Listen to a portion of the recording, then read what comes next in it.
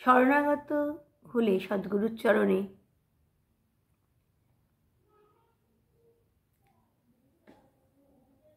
তার দেয়া উপদেশ পালন করলে তাতেই যে শুধু শ্রেয় লাভ করা যাবে এমন নয়।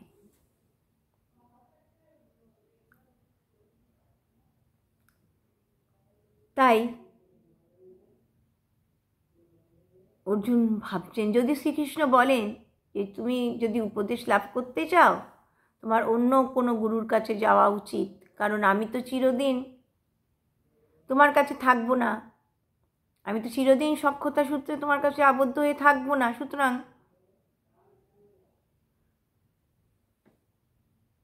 আমাকে তোমার গুরুজ্ঞান না হওয়াই ভালো। আমাকে তোমার গুরুজ্ঞান কেন হবে? দ্বিতীয়ত, তুমি তো মহাপণ্ডিত, তুমি তো আমার সব বাক্যসমূহ খণ্ডন করছো, তাহলে আমি তোমাকে কিভাবে উপদেশ দিই, আর কেনই বা উপদেশ দিই?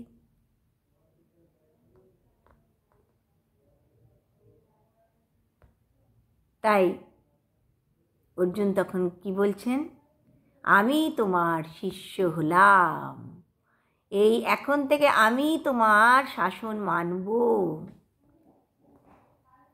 তাহলে শাসনারও ব্যক্তি শিষ্য।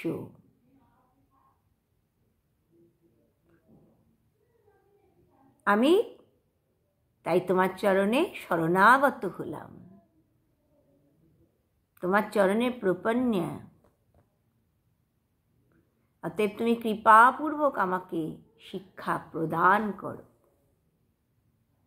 অর্জুন যেন এমনভাবেই ভগবানকে বলছেন। আহা, সেই দৃশ্য দর্শন করার জন্য যদি আমরা সচেষ্ট হতে পারি তাহলেই আমাদের জীবন ধন্যাতি ধন্য।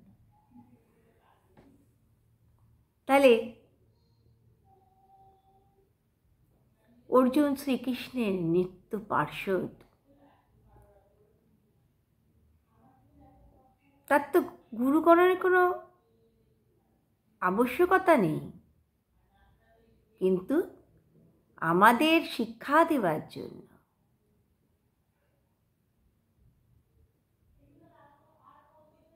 ভগবান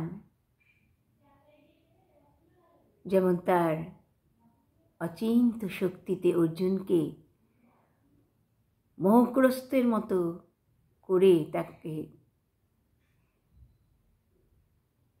যেন মোহগ্রস্তের মতো করে তাকে অভিনয় করাচ্ছেন, আর আমরা তো প্রকৃত মোহগ্রস্ত জীব। আমাদের এই মোহনাশের উপায় কি? সদ্গুরু চরণ আশ্রয়, তাই আমাদের শিক্ষা দিচ্ছে।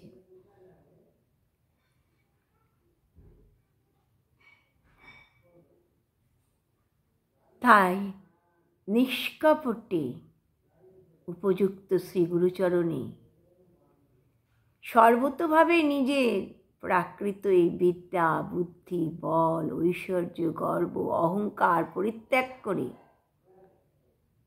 শরণাগত হয়ে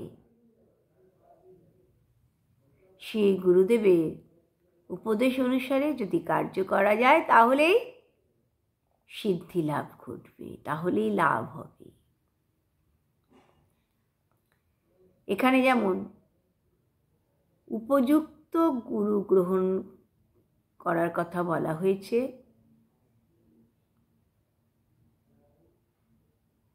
বিচার করে গুরু করার কথা বলা হচ্ছে, সেই রকম উপযুক্ত শিষ্যের কথাও কিন্তু বলা হয়েছে।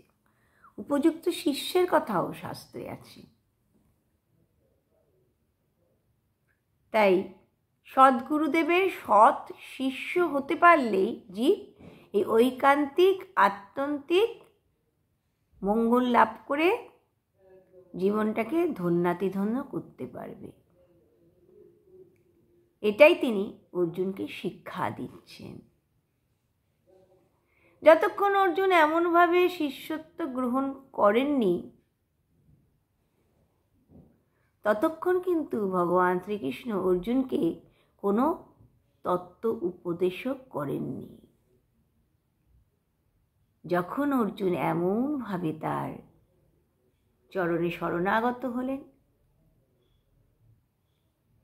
এখানে তাই শ্লোকে বলেছেন শিষ্যেস্তে অহং সাধি মাং তাং প্রপন্যাম।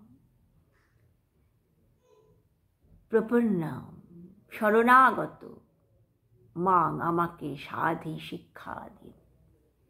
আমি আপনার শরণাগত, আপনি আমাকে শিক্ষা দান করুন।